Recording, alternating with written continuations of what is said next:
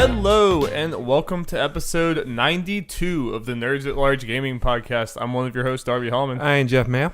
And I'm here to sniffle in your ears for another hour and generally just be an auditory nightmare.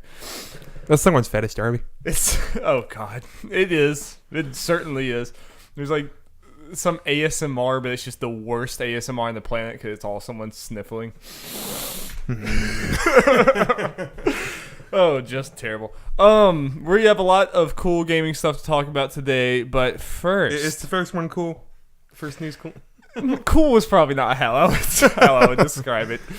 I feel like a lot of gaming news is sad, and this one's certainly sad too. But some housekeeping first. Me and Jeff are both going to appear on our friends at Respawn Aim Fire. We're going to appear on their podcast.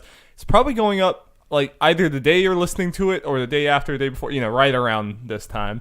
We have not done that yet at the time of this recording, but we are both pretty excited about it. Yeah. It's gonna be fun. I'm excited to see what weird shenanigans Chad brings up. Like I said, his would you rather segments are usually pretty interesting. So we'll see. We'll see how that goes. We'll see how we fare. We're not quite as funny as them, but we'll try. Yeah. We try. We will try. And speaking of Respawn Aim Fire, they are joining us for weekly Game of Thrones shows starting next Sunday. Next Sunday, Jeff. It's quickly approaching. Beginning of the end. You can get those over at Nerds at Large Spoilercast on podcast feeds or on our YouTube channel. Yep. This is it. Yep. The end of Game of Thrones. 6 more episodes. It's going to be interesting. And then later this month, Endgame's happening. Yeah. And we're definitely doing some Spoilercast. We have our tickets. We're Yeah. in the Endgame now. It's happening. You're at the end game. We're seeing it at 12:30 on a Sunday. It's a weird time to see a movie, but you got to do what you got to do. Yep. So, looking forward to that. All right, Jeff. All right. Unless you have some crazy things that you need to get off your chest, we can get into what we've been playing. Let me get the squirrel off my chest. Just pulls out a squirrel, like open up your shirt, squirrel comes out. And I see the guy with the audio listening, be like, does he have a squirrel? I should have. Holy crap! There's a squirrel. Just throw the mic. Well, Jeff, I've played a little bit more. Not a little bit more. I played a lot more of Night in the Woods. I don't know how close I am to the end. I imagine I'm decent. I just started part 3. I don't know if that means anything to you. Also, this is not a spoiler. I finished the Halloween festival. I don't know how close I am to the end there. All right, I'm started, so I got to do the bathroom. Jeffrey. I can cut, or I can just talk about Night in the Woods. I mean, Go for it, Darby. Sorry. either way. I don't know. I can just wait. I'll just wait. Okay, hey, we're back. I was talking about Night in the Woods. Like I said, I think I'm like over halfway, I think, at this point, but still super enjoying it. I'm probably gonna wait until I'm done to really like delve too much more into it. But everything I was loving about it before, I think, has gotten even better. All the characters, it has that kind of persona like quality of what am I gonna do today? Yeah. And you go and talk to the same people every day, but like there's all these like mini storylines that you get the updates from just talking to the person. And then there's the main characters that you have more substantial time that you spend with. Yeah, you decide, who am I going to hang out with? Yeah, which I have chosen Bay, whatever. B, would you say B? It's Beatrice, so yeah. B. Yeah, I have chosen her. And I mean, obviously, I don't know what really happens with Greg, but I'm pretty happy I chose her because the storyline has been very impactful so far. I love how much Night in the Woods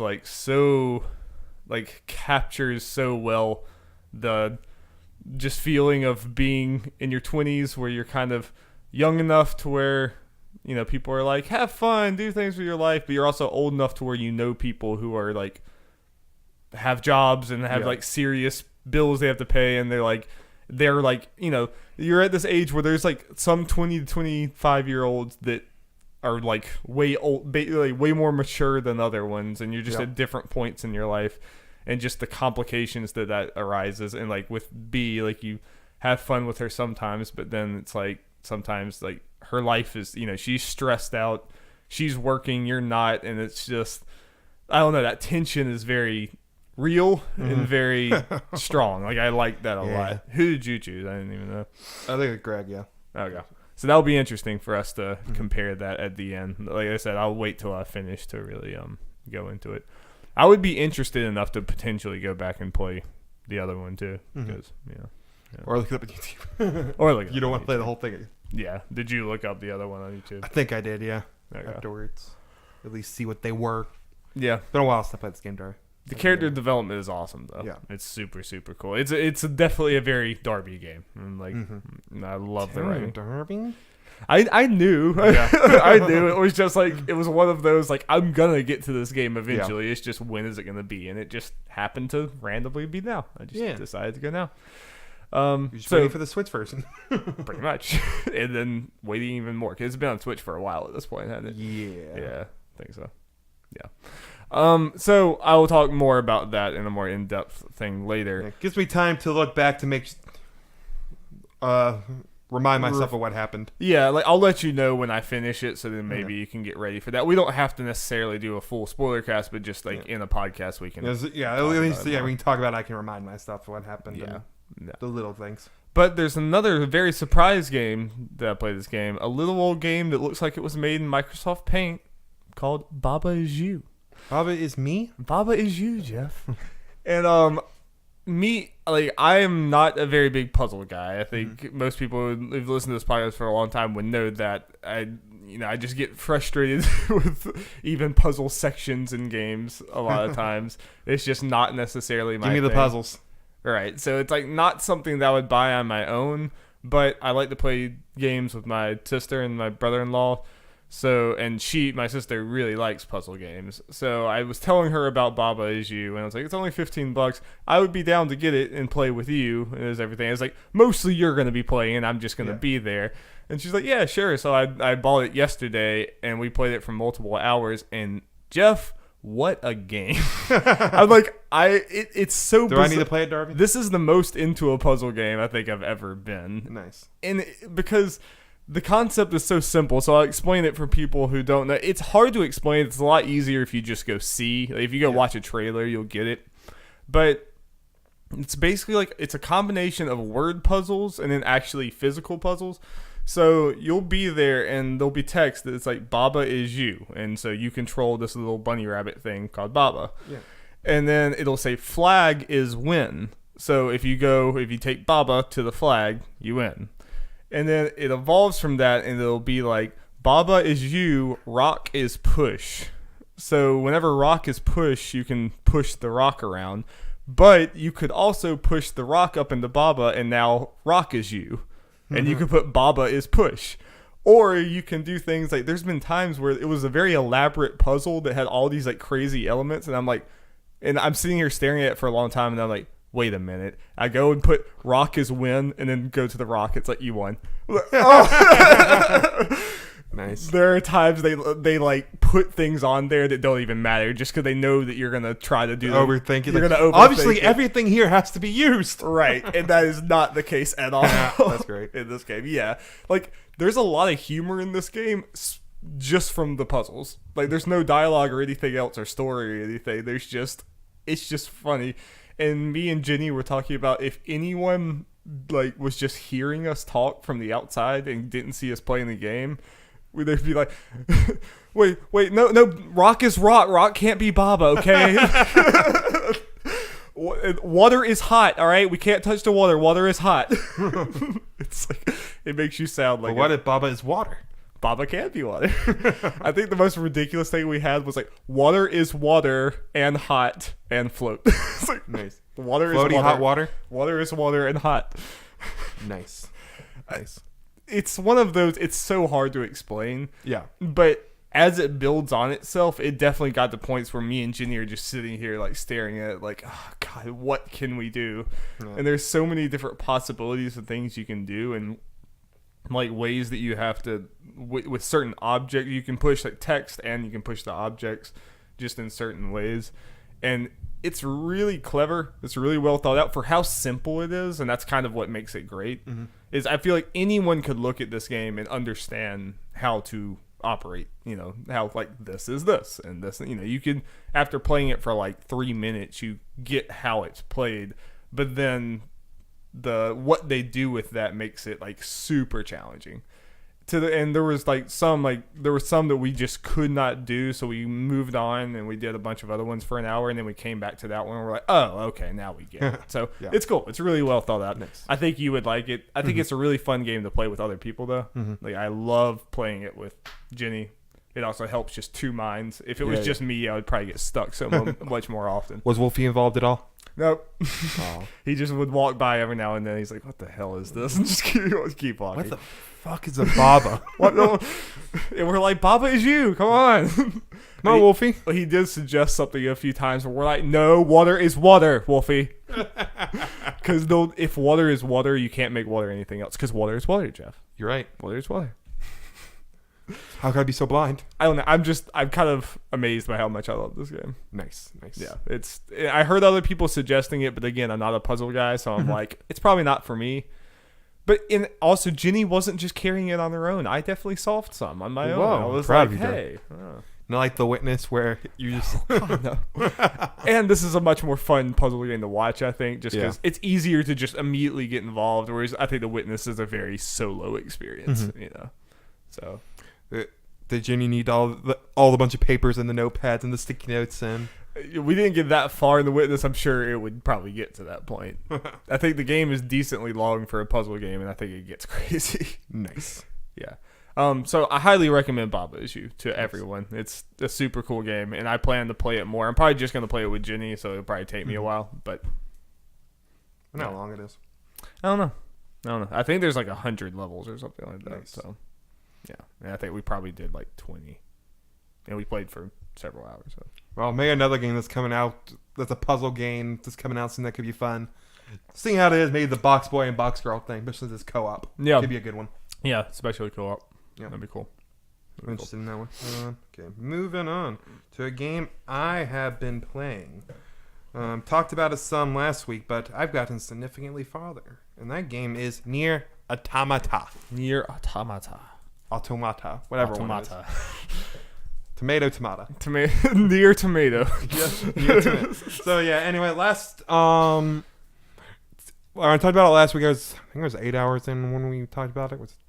That sounds about right. Yeah, and I hadn't finished the first ending yet.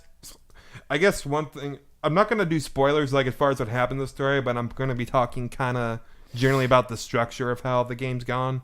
So I guess if people are if they're super sensitive, then and haven't played it, we'll have time codes. So So yeah, I finished ending A in about, I think it was about 13 hours. Yeah, that's how long it took. I did a good many side quests. I've done most of the side quests that have been available to me up to this point. As I am right now, I think I'm about at 70% done with the side quests. They have a little thing, so. Okay. Have you started B? I beat B. Oh, okay. So I'm in the middle of C. So yeah, the way it works is A, you do that or whatever, you get to the end, you restart, you do all the whole credits and stuff. You start B. It's kind of the same beginning. Okay, so you play as 2B. Is one of the main characters. You do that for the A story. The B story, you're going through the same story again, but you're playing as 9S, who is the little boy guy who's around with her all the time. The difference is a good bunch of stuff is doing the same thing because they're together for a good bit of the story, but there are multiple times throughout the story where they are not together. So you're seeing what 9S did, which fills in some blanks of stuff that happened. Okay. And even when you are together, there are some fights where 9S, with his model of android he's a hacker. So there are times when I was playing as 2B, 9S like, hey, I'm about to hack him to do blah blah blah, and he just kind of went off and did that. And so obviously, and when you're doing the B route with 9S, you're doing the hacking part. Yeah. So was it that made it different enough, you think? Like, yeah, I think it did. I mean, I can see for some people it kind of dragging, but as far as the main story stuff, it goes faster, obviously, because you know what you're doing. You're not having to. Are all the side quests open again? Or are you just those, or? No, the side quest, if you did them the first time, you don't have to do them again. But if you started a side quest and you didn't finish it, you got to start it again. That happened to me with one of them. But side quests are generally not that long, so it's just kind of whatever, especially if you already knew what you were doing. Okay. But some of the side quests are short, so again, not that big of a deal. And some side quests, because hacking is involved, only 9S could do it. Or some of them, I think even some of them that even involve really hacking couldn't be done until you got to the B plotline. I'm not completely sure on that. Okay, so yeah, I did those. Stories are different, it's cool, whatever. I think it took me about 22 hours to get when I got done with B. For just B? Or the A and B. Okay. I was about to say, what? And while I was doing the B subplot, I got a couple other endings. Okay. So apparently, I knew this, but there are a lot of endings, Darby. That's what I got one ending was at the beginning of the B plot line. I went, you're supposed to go one way. I didn't see which way to go, but it made it look like there were other ways for you to go. So I went the other ways. It was like 9S deserted. Yorha or whatever decided he was going to do something else. It was never seen from again. It was just text. That was it. Then it fast forward through the credits, and then it said the G ending. I was like, okay. G. That's a lot of endings before G. Yeah, and there's something that happens. You get a sardine from someone. It's like, hey, I want to see how this affects androids. It's like, eat it. I was like, okay. Is this going to be a cockroach situation from freaking Impatient? No, you ate the sardine, and it's like, then the screen goes to, it kind of like, it goes black? Yeah, pretty much goes black, a little staticky, and then goes black. It's set. Then you're like in the mind of whatever android, because you can do this as 2B and 9S, the A or B storyline. I just happened to do it during the B storyline. Yeah. It's like, hey, all my stuff's shutting down or whatever, but the sardine tasted pretty good. So that's the ending. And then scroll credits, K ending. So, Darby, I have a feeling they're going to use every letter of the alphabet for endings. And then double A ending, double B ending, double C ending. Yeah. But I think only the first couple letter, maybe through F or the ones that E or F, the ones that matter. Some of the endings can be as simple as you died, but the sardine tastes good. Then they probably go pretty crazy with these. So that'll be interesting to look through all those. But anyway, yeah. So I got done with the B ending. Yeah, A and B, you play the story for the same thing, but blah blah blah. You get to the C ending. Well, actually, what I liked during the end of B ending, I think this was smart on their part. They do a little preview. I mean, they called it preview of what the C and D ending is, to let hey, shit's going down in the C and D. It's not the same thing. You're not playing the same story again. I think that's smart. Yeah, because a lot of people would probably bail. Yeah, so some people might have bailed before the B ending was done. It's the same thing. Which, yeah. So I started the C ending. It takes place after the A and B ending. Mm-hmm. Okay. And you're kind of switching between characters kind of throughout, so you're not doing it necessarily from just the perspective of one character. And yeah, shit's going down. Shit's crazy. I also like a completely different game. They start it up like it's a second game of a trilogy or something. Because you start the C ending, and they do a whole new opening credits thing when Sid and Max are going on, and you're seeing the names of all the producers and directors and stuff. And they near Automata at some point. The title screen comes up a couple hours. Or maybe 1 or 2 hours That's into weird. The C ending. It felt like I was playing the second game of a trilogy. And it's all the mechanics are better or something. It's more than all the that. graphics are better. Also, something very important. I think it's very important. All your stuff carries over. That's good. All your item. I mean, even when you switch characters, you have all the same weapon stuff, which doesn't technically make sense. But screw it, it's a video game type thing. Makes it more fun to switch between. Yeah, them, you have all this money and items you've collected, all that stuff. Right. So is C you're in the middle of C right now? Yep, I am a couple hours into C. People say C was the best part of the game. Yeah. I've heard people say. I didn't know anything about it. I just heard they said Stuff's C was the best part. She's going down, Darby. All right. Won't say what it is because obviously spoilers, but she's going down. Oh, and Jeff is going to do. I will make Jeff do a spoiler cast with Jacob when he's done. So yeah, game ramping up. I really enjoyed the A and B thing, but. Do you know how far this goes? Is C the last one? Well, in the preview, it's also said D. Okay, so I don't know if it goes beyond that. I'm not completely sure what the difference between C and D are. I don't know if it's an A and B Automata situation. is 200 hours long. Yeah.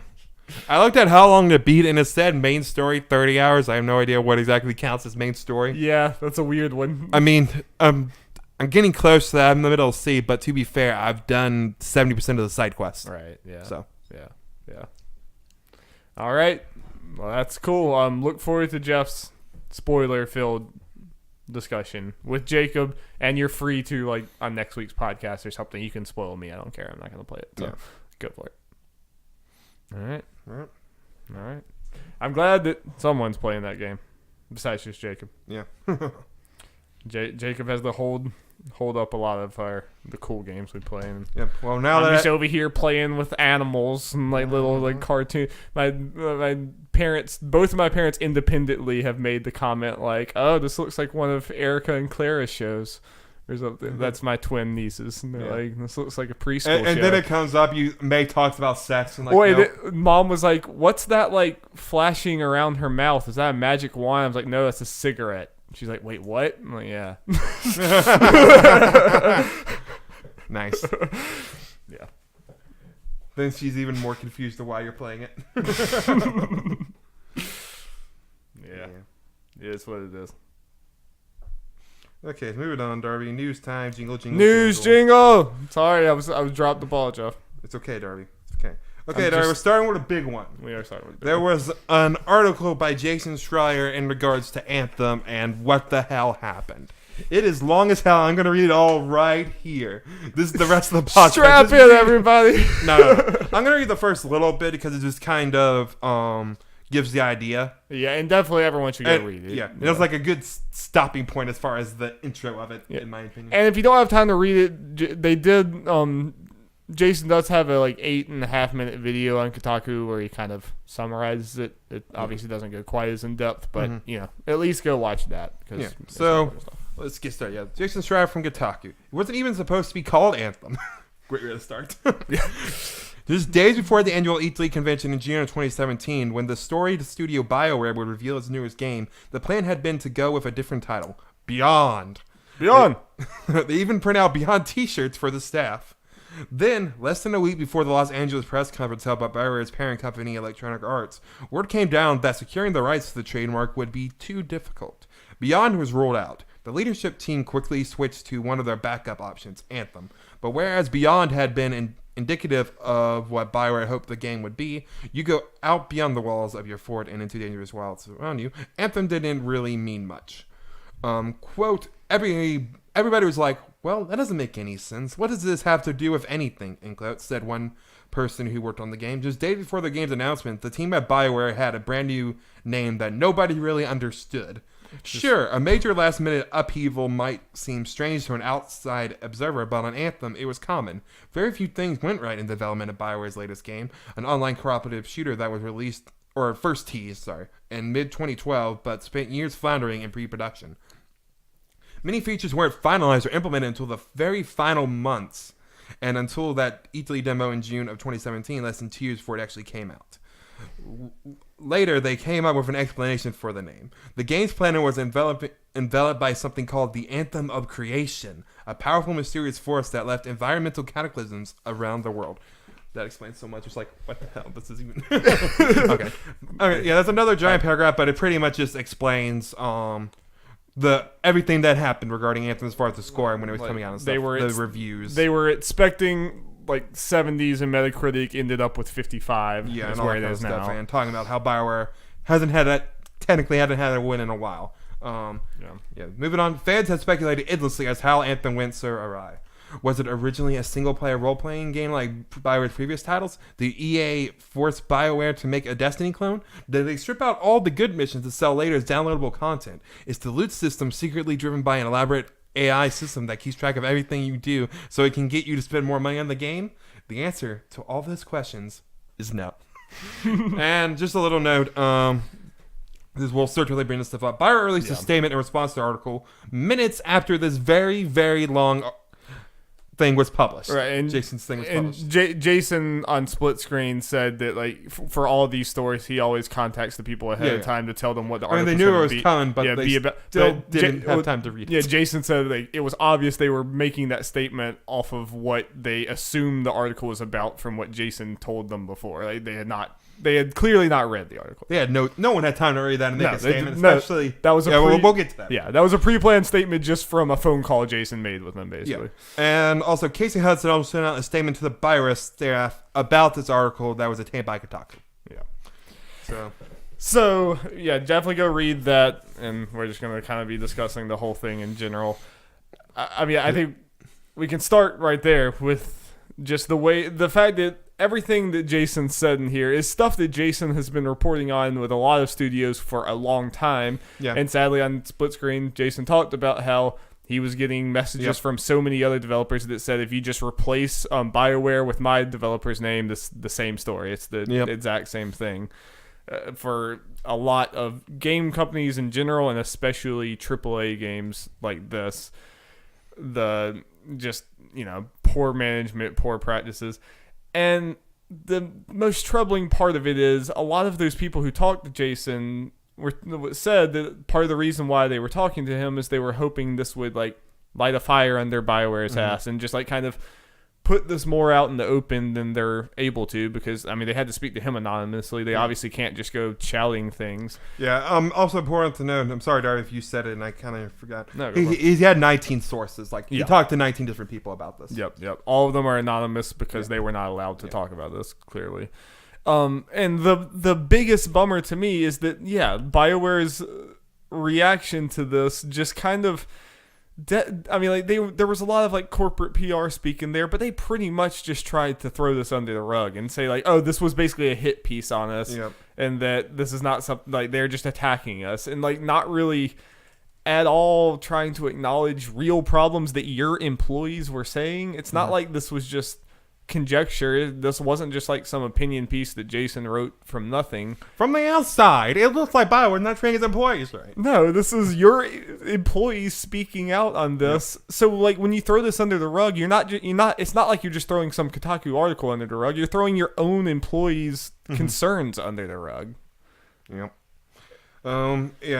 But Casey Hudson then, I said, put out a statement there, if I remember right, was a little more we know there are problems, and we're, Casey's statement was a lot better. So it's it's either Casey wasn't involved in the BioWare statement that much, or he's he actually then read the article and his reaction to it's let's change our tone. Or it's just we need to fix this. We need another statement, or, one way or the other. And when it comes to a lot of the problems that you read in there, I struggle with this because obviously I've never worked on anything anywhere close to as big as a video game like Anthem. Honestly, few creative people in the world have probably worked on something that big. Even Avengers Endgame does not have as many moving pieces as something like this does. Between animation, music, making the game fun, interactivity, all this other stuff. Changing one thing in video games, for the most part, influences everything else. So you change one little thing, it's okay, we make sure this works for everything else. Yeah. Basically, when you make a movie, when you make a game, you basically have to make a movie, an album, huge, long, narrative, almost book, and you have to make a game. It's just so many things for especially something as big as Anthem that have to come together. And the crazy thing about this is that a lot of what was done on Anthem was done since E3 2017, which is crazy and explains so much. Because they talked about having meetings where it was core, they're pretty long into development, and core gameplay stuff they're having meetings about, and no one agrees on it, and then they leave with just no solution. There's all right, meeting's over and we have no answer. It's people who are making this game that meanwhile they had no clue what they were making, and meanwhile they were marketing this game as the evolution of gaming. They wanted it to be the Bob Dylan of video games that people would talk about forever, that would change the way we look at modern gaming. And meanwhile, in BioWare, they didn't even know the game they were making. And that's just... a lot. If I remember right in the article, it said there was... I can't remember exactly what it was. Something from E3 last year that was in it, and they heavily kind of talked about, but it's not there anymore. They took it out in between E3 and it releasing. Yeah. Because it's just, even the beginning, that the game was called something else a week before E3 is insane. But where I was going with this initially is even from the small creative projects I've worked on, like the Daily Gamecock and stuff, and even to a very lesser extent stuff we do here, whenever you're dealing with something creative like this, a lot of these problems can arise where when you're having to work in you're collaborating with a bunch of people, you have to try to get everyone's vision, let everyone have input on it, but also you need to make decisions so that you move somewhere together. And there's going to be some people who just inherently are going to work until 5 a.m, whether you want them to or not. And it's just these things. I sympathize with trying to run a program of that scale, and you have EA breathing down your neck saying this game has been already in development for years. Our financials are not doing good. It's got to be out by this time, right? And we promised them this, so it has to be. You've already delayed it too many times. We can't do this. And meanwhile, you're sitting here and you're not ready. Mm-mm. But if you're Casey Hudson or anyone at the top, it's like if you push it any longer, you're going to get fired or your project's going to get canceled. So you end up pushing your team harder and you end up cutting corners and doing this stuff. And I sympathize with that from a human level. I'm sure it's hard. I'm sure it's hard to run a program and a studio that big, but at the same time, this is way too common of a problem, and it kind of has to start getting. I don't know if it helps or it doesn't help as far as them having to push this out. The fact it's a game of a surface, so it's kind of expected in a way. You saw this in the defense of Anthem, oh, they'll fix everything or whatever. All these games have problems and stuff. I wonder if that made some of the people. Well, I think people talked about how internally they were saying some of those things. It's this is a problem now, but it won't be in the future. It'll be fine. I hate that mentality. I just want that to go away. And I think it helps that from what I can tell, and it's kind of me getting off this a little bit, but maybe it helps from the outside. It looks like Division not having a lot of these problems. So hopefully that kind of moves the needle toward these kind of things. Being kind of unacceptable. Not that I'm really blaming a lot of the people working on Anthem for that. No, they kind of were in kind of a bad situation for the most part. Right. I mean, it seemed you got a very helpless feeling from really reading. Plus, then a big part of this article that wasn't in the beginning is the whole Frostbite situation, where this was kind of a weird thing. Yeah, just explain for people who don't really know much Frostbite's about one. I'm forgetting the name, but that was created. DICE. Yeah, DICE, the people who made Battlefield, they made it for Battlefield, first person game. Right. So EA it's kind of a weird thing. You hear different things, kind of an initiative, but kind of not really. I guess depending who you ask, that other developers use this Division or just made a kind of a whole EA-wide thing where... I mean, basically, since it's been made, almost every major EA game has been in Frostbite. No, I agree. Yeah. But a lot of people like to say it's forced, but there have been some of the people in there that, that worked with EA say that's not the case or something, but that could just be lip service from people high up. But at the very least, it seems EA insinuates, hey, why don't you use that little Frostbite engine? Yeah, I mean, for how much it seems like developers hate it, and developers hate it because it was made for first-person shooters, but Anthem's making a third-person action game. And the same thing happened with Amy Hennig's game, was also a problem with it, that they had trouble with Frostbite. Yeah, other genres like RPGs and stuff, it's not made for that. So developers have basically said the simplest things take so many more steps than it should take. Yeah, and they had to spend a whole lot more time than they needed to just to make it work with a third-person camera. Right, and I mean, I think even if it's not forced, it's clear ever since it's been made, it's been every major EA game, and developers hate it. It's probably because you're just assumed you're supposed to do this, or maybe it's it's a lot cheaper to do this, but it sucks. Of course it is, because you don't have to pay licensing fees. Right. So they're incentivized to use it, even though that's just not what it's made for. And something else related to Frostbite that hurt Anthem's thing is FIFA obviously uses it because it's an EA game, and because FIFA sells megatons, it's obviously higher up on the priority totem pole than Anthem. So a lot of the people that were in Bioware that had more experience with Frostbite, EA was like, hey, you guys, stop working on Anthem and come help with FIFA, which hurt Anthem because then, you took all the way the people that were, or most people that were experienced with Frostbite. So then you got a bunch of people who don't know about the engine trying to figure it out, which... Yeah, and I mean, especially when it's a engine that was made in house and it's being used in so many different studios around the world. I can imagine, like, yeah, if you have a question for Frostbite, it's like, well, anyone you could ask who knows what they're doing are tied up in like so many different.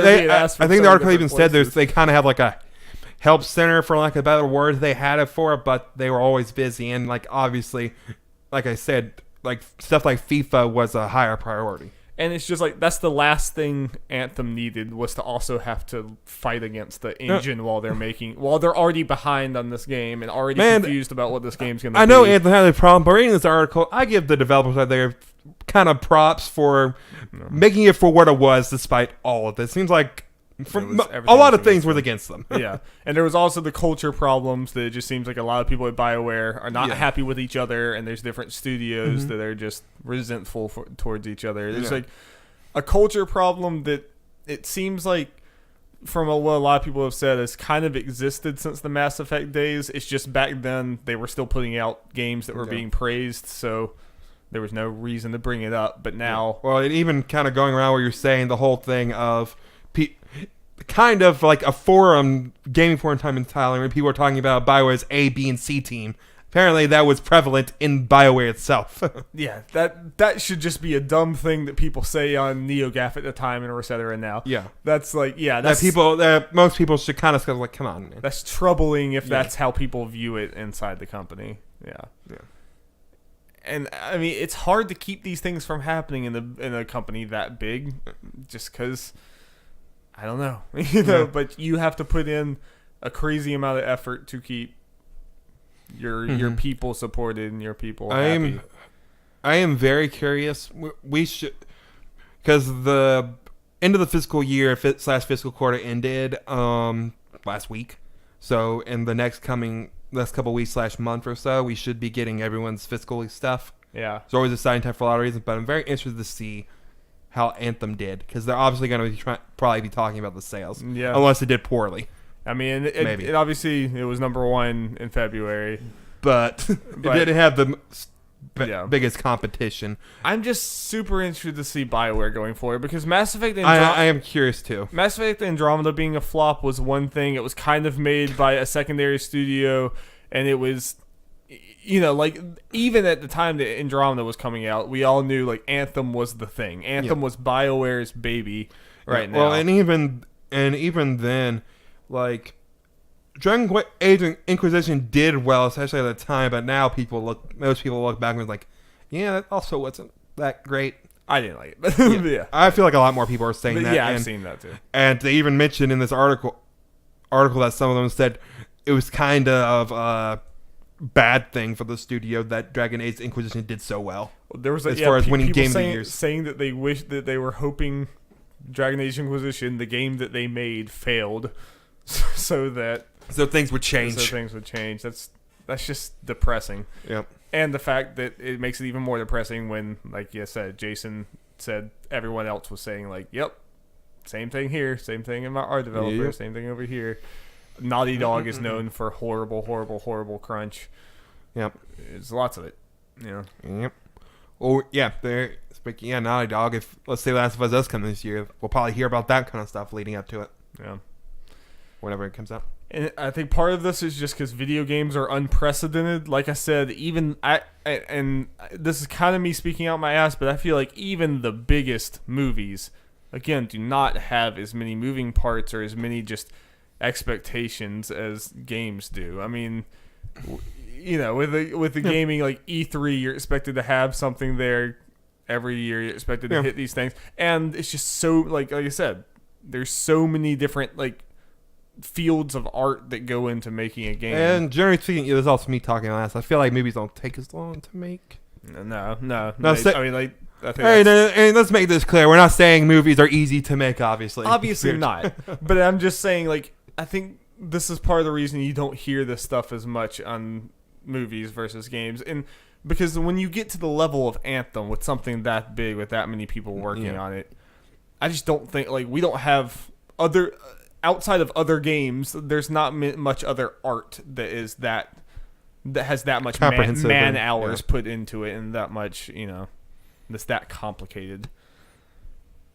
I'm curious to see. Like we always talk about, we wish we could see life stats. Yeah. I would like to see the total hours worked on certain things. Like let's compare Anthem and like Red Dead 2 and like Avengers or whatever. If we can just kind of compare. Yeah. Total man hours. Yeah. That'd be it. And see how, and it'd be interesting yet sad probably. Yeah. But then like an Avengers Infinity War, does the one guy that brought Robert Downey Jr. a taco one time, does that count? I think so. Okay. Was he paid with company money? He needed that taco. Yeah. I say it counts. It helped make the movie happen. This is true. He got that taco right before the end of Infinity War. He had to act real good, be all real sad. He needed that taco. Yeah, this is sad, and it's another one of these things that this is far from the first time we've talked about this in 92 episodes, and it's not going to be the last, and we don't have an answer now. Yeah. Not going to have an answer then.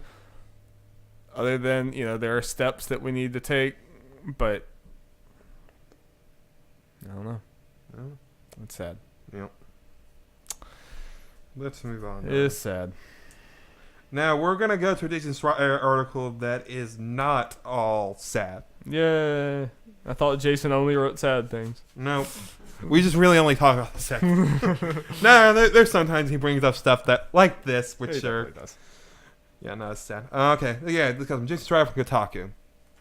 An unusual teaser in Ubisoft's loot shooter The Division 2, highlighted weeks after the game's release, reveals that the next Assassin's Creed game is all about Vikings. Kotaku can independently confirm the same, which is why we're reading this one. The Division 2 launched on March 15th, but it wasn't until this week that discussion about a possible teaser located within the Potomac Event Center in the game's version of Washington, D.C. started generating buzz. As first made public by YouTuber Jor Raptor, there are numerous posters all over this event center picturing what appears to be a Norse god or traveler adorned with the word Valhalla. Valhalla. So do you think Huber got really excited? He just pulled an axe from off screen like a cartoon. Just slammed it into something. Yep. I'm sure he has a creative axe somewhere. Within arm's reach at all times. Yes, he's got to protect himself. What's particularly interesting is that said traveler is holding what appears to be the Apple of Eden, a pivotal piece of technology in Assassin's Creed lore. Good thing that this was in the article. I would have known that. So, does this mean that the next Assassin's Creed, confirmed by Ubisoft, be skipping 2019 and going straight to 2020? And he has parentheses, just in time for the expected release of next-gen consoles. Hint, hint. It's all about Vikings? Well, yes. Yes, it does.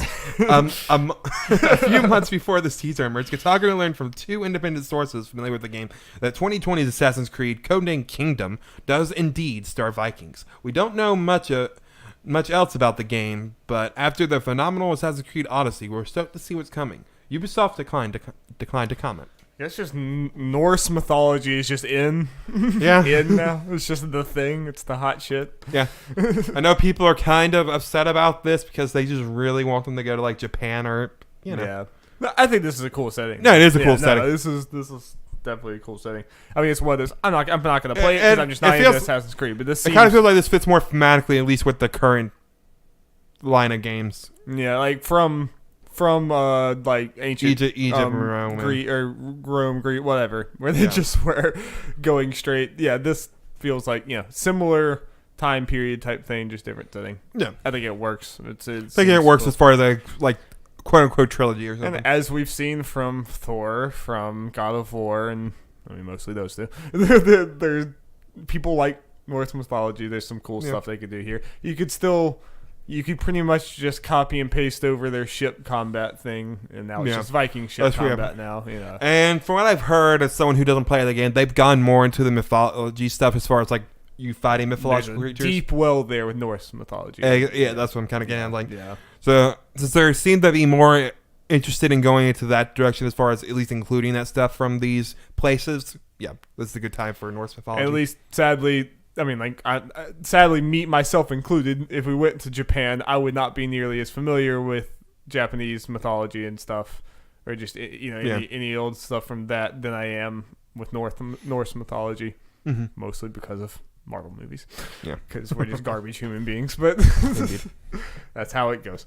So, yeah, it seems cool to me. Again, I don't see me playing it because I'm just not an Assassin's Creed guy. Like, and what hurt? I mean, I don't know if this hurts or makes it potentially better for us, or whatever. They got more into the just kind of, I guess for the lack of a better word, generic kind of action RPG thing. So very long game. We don't have time for that. I have so many other long games I need and want to play. Yeah. But I think once again they're gonna do this. You know how there was Super Mario Odyssey and then Assassin's Creed Odyssey. It's like, oh, thanks Assassin's Creed, make this confusing. This is gonna be Assassin's Creed Ragnarok, and I think we all know that. So it's just gonna be yet another thing that's why are there two Ragnaroks? It so confuses me when people say Odyssey, just Odyssey for Assassin's Creed Odyssey, because I'm like, I go to Mario because. Yeah. Why wouldn't you? Yeah. I mean, come on. It was first, dang it. And I mean, you're a man of class, Jeff. I am a man of class. I need my overweight plumber. Get his respect. Yeah, get out of here, Cassandra. Yeah, and your whatever the guy's name is. Let me know when Cassandra can throw her little helmet and take over a snake's body or something. Yeah, let me know. Yeah, you're not even the most popular out of the two, Cassandra. So I'm putting, I would put money on that it's going to be called Assassin's Creed Ragnarok. That'd be funny. It's going to happen, Jeff. Assassin's Creed in-game.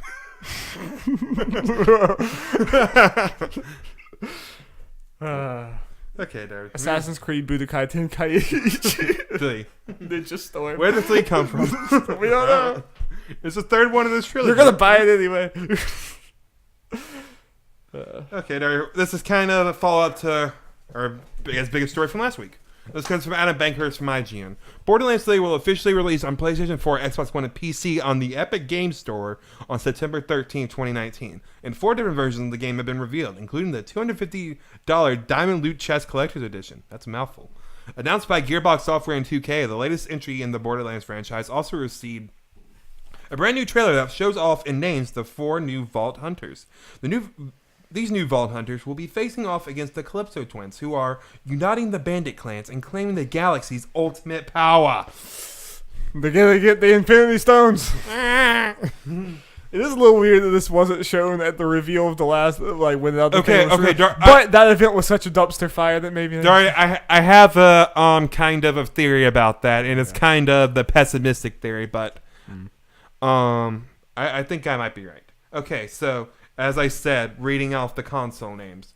PC on Epic Games Store. Yep. It's a 6-month timed exclusive. You think they just didn't want a live audience for that announcement? I really believe that's it. I think you might be right. I believe that was a big reason. I think because you could already see this was just released a week later, and you know, you think at the very least they would have shown off the consoles and stuff. Well, you think if they announced that same dude from BlizzCon walks up, is like, is this what Alice season's April Fool's joke? The exact same dude. It's like, hey, April Fool's next week, man. Like, do you go to everything? Do you just go to every conference ever? How are you in first in line for all the questions? Who are you?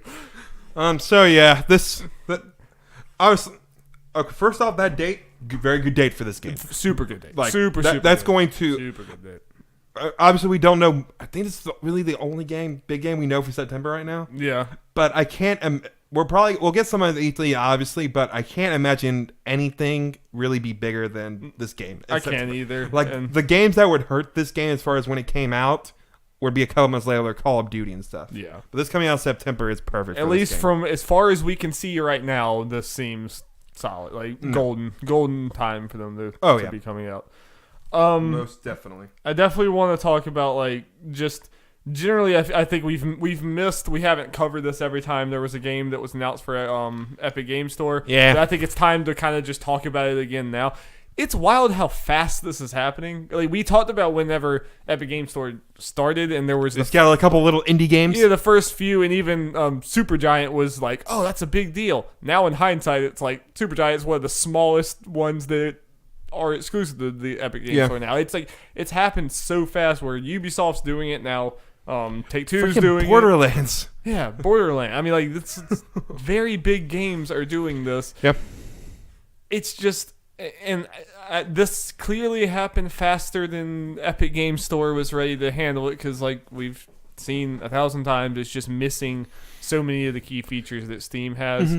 And I definitely, this is where I'm still in a very conflicted mindset from it, where I like the Epic Game Store just in theory of, giving developers a better cut, and that's part Make of sure the reason why Steam doesn't completely own the market. and to make sure Steam doesn't own the market. Like, I love all of that, and I do think eventually the Epic Game Store is going to be at a place of parity to where this is not even a problem anymore. Yeah. But it is annoying for people who come to expect a lot of great features, which neither me or Jeff are well versed in PC gaming, but you can go look up a chart and you can see all the things that it's missing. There's lots of stuff. Mm-hmm. So we're kind of speaking vaguely for stuff that doesn't really bother us that much, but I get why other people do. It's not the Epic Game Store is not a complete bona fide store. I get people not having Epic Game Store, but at the same time, I think people are being overreacting to this general Epic Game Store thing.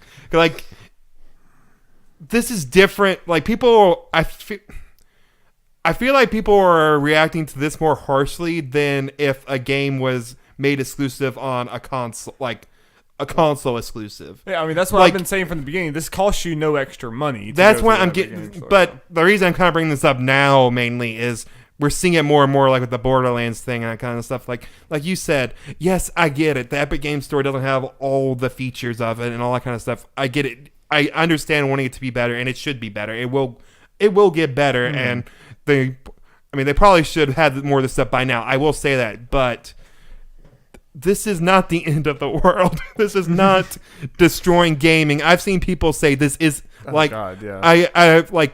I'm just gonna call it out. Boogie had a little thing. That doesn't surprise me.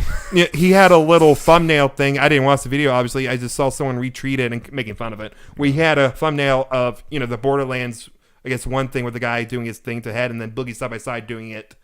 Then like the title thing, what has gaming become, or something like that. And then people are like, this isn't what PC gaming is about, and all that kind of stuff. I'm like, so PC gaming is about everything just being on Steam and only Steam, pretty much. Yeah. Or everything being on, I don't know. Like, I get it. Like, Epic Game Store needs something so it can compete with Steam. And if time exclusive is the way to do it, I know it sucks. I know in a way that people don't think it's competition, but it kind of is.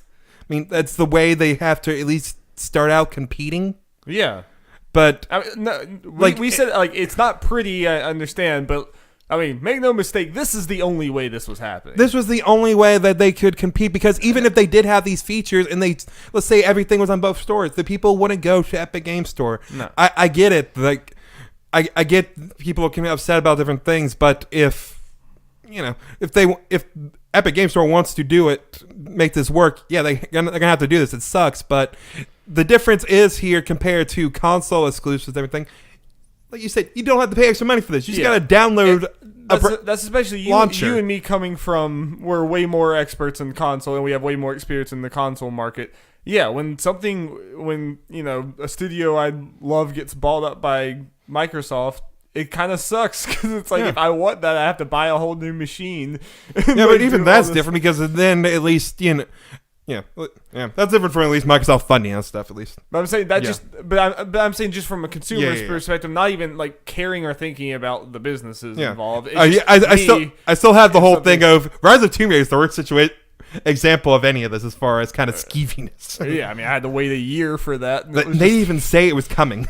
Like, right? Yeah, we just assumed, right? We just assumed it was, yeah. But this is like all the stuff we at least know ahead of time. This stuff's there, but again, you can buy this without it costing you really any more, unless for some reason it costs more at Epic Game Store, which I don't think it does. And that's what I from just the aspect of getting the games and not looking at the features and everything. Which there's some I understand it's a little more annoying to go to the other store, but like that's again, like we said, versus the console space, it's so much easier of a thing. And just me personally, as someone who's like super invested in games and follow all these studios, especially for smaller games that are exclusive to the Epic Game Store, I would so much rather switch to another store, just click another icon on my desktop, and know that the small developer is being supported more than be convenient on my Steam platform and do the stuff.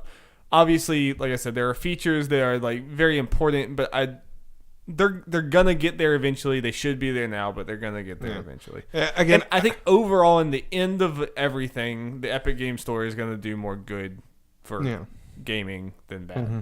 I believe. I really do believe, and maybe I'll be wrong. But Borderlands is honestly the first example, at least I could think of, that's going to be the whole test of how much of these people saying, "Oh, I'm boycotting it, Epic Game Store and everything that's on it," blah blah blah. Like how big of a movement that actually is. Yeah. But it also just shows how much this. I mean, it's definitely partially Epic throwing a bunch of money around, but it's also like this kind of shows how much this was wanted in the space. That like a new studio, a new platform, new store gets introduced, and like very shortly into its lifestyle, so many big players are jumping onto it. It's just. Steam's revenue cut was pretty bad for a lot of people. Obviously, as big as Take-Two, whatever. It's a crapshoot, but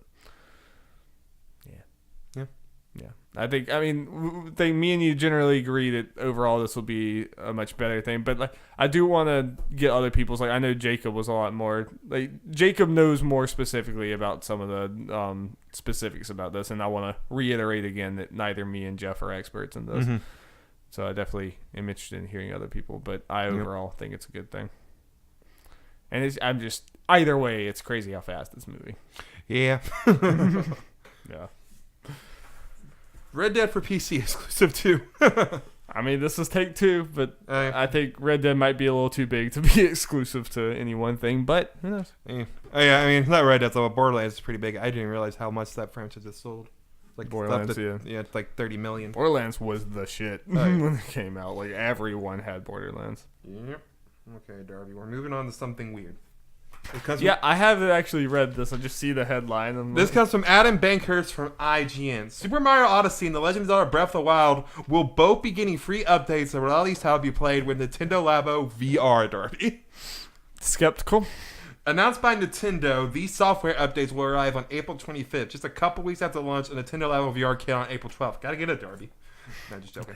Super Mario Odyssey will feature a bite-sized bonus experience that will allow players to head back to Cap, Seaside, and Legend Kingdoms with Mario and Cappy and 3 new mini missions. The Legend of Zelda Breath of the Wild will allow players to experience the full title in VR with the flip of a virtual switch in the options menu. And I added this. Pokemon Snap thing in Sword and Shield confirmed, damn it. Because they even got a camera. It just makes too much sense. It makes too much sense if they're willing to do this. They'll probably actually sell some Labos with this. People will buy Labos just for that if they actually put some effort into that. Yeah. This is weird. This is weird. So here's the thing about this.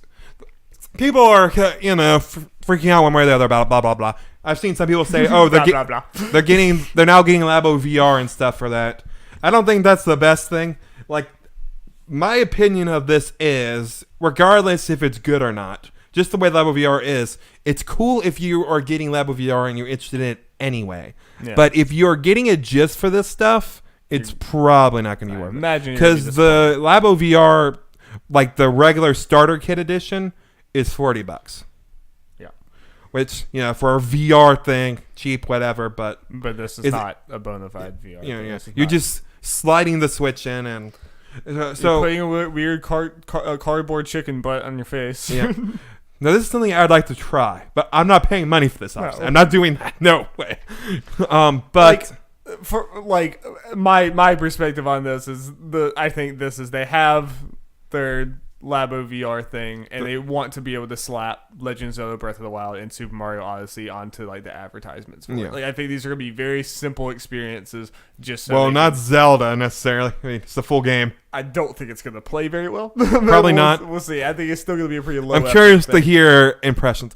But Dari, the worst part of it about the Legend of Zelda thing that I don't think people are necessarily talking about? The way you play Labo VR. You're holding it up to your face with the Joy-Cons. I feel like this has to just be you can walk up to a hill and look. No, you literally can. They say the full game. But how do you move?